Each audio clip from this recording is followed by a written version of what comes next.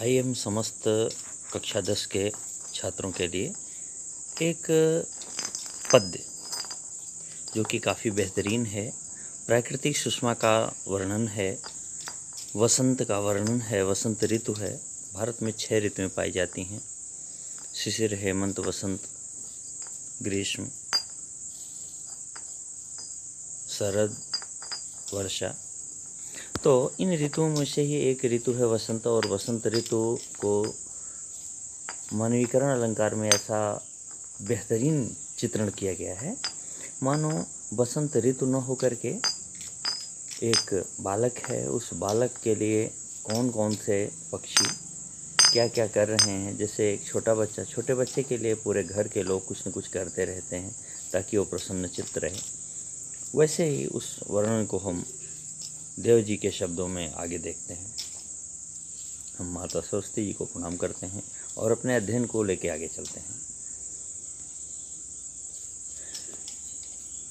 कवित्त के अंतर्गत है: डारी द्रुम पलना बिछौना नव पल्लव के, सुमन झिंगुला सोहे तन छवि भारी दे, पवन झुलावें के किकीर बतरावें, देव को की लहलावें फुल सावें कर तारी दे, पूरित पराग सौ उतारों करे राई नोन, कंजकली नायिका लतान सिर सारी दे, मदन महीप जू को बालक बसंत ताही, प्रातः ही जगावत गुलाब चटकारी दे।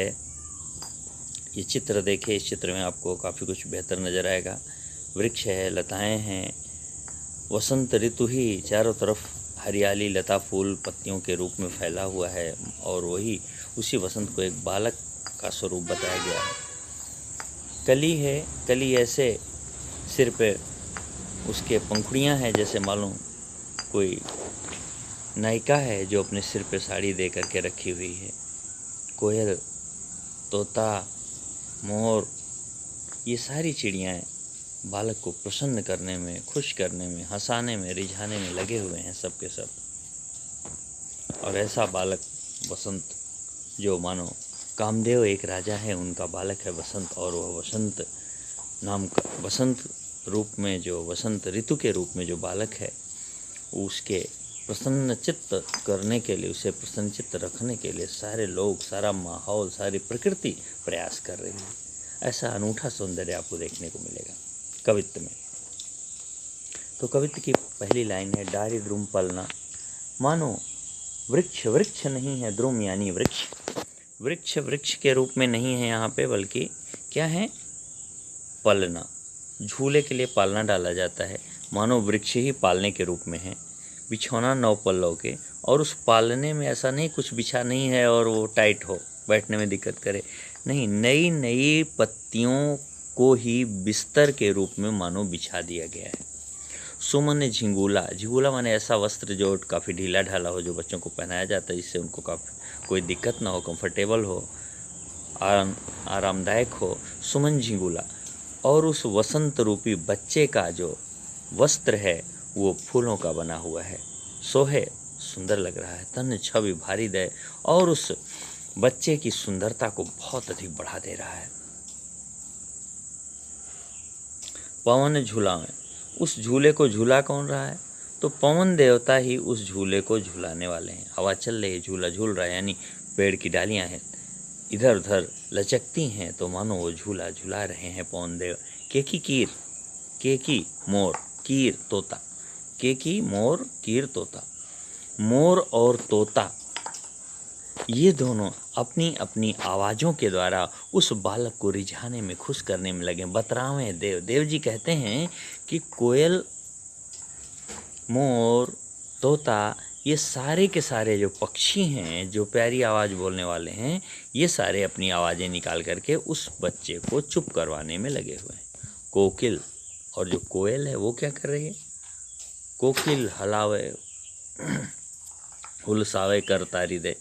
कोयल अपनी आवाज़ से हृदय में हुलास उत्पन्न कर दे रही है, हृदय को अत्यंत आनंदित कर रही है, और मानो उसकी आवाज़ ऐसा प्रतीत होता है जैसे हाथों से वो ताली बजा बजा करके और बच्चे को प्रसन्नचित्त करने के लिए, खुश करने के लिए, हंसाने के लिए प्रयास कर रही है।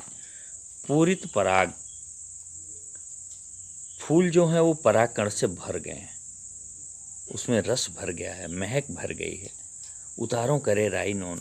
और ऐसा लगता है कि इतना सुंदर मौसम, इतना सुंदर जो वो बालक है, उस बालक को नज़र न लग जाए। राई माने सरसों, नोन माने नमक। तो सरसों और नमक लेकर के जैसे किसी बच्चे की नज़र उतारी जाती है, वैसे ही देव जी को लगता है कि इस छोटे बच्चे का, जो वसंत के रूप में छोटा बच्चा है, वसंत ऋतु को ही छोटा बच्चा मान लिए हैं, उस बच्चे को कोई नज़र न लगा दे, इसलिए नमक और सरसों लेकर के पहले उसकी नज़र उतार ली जाए।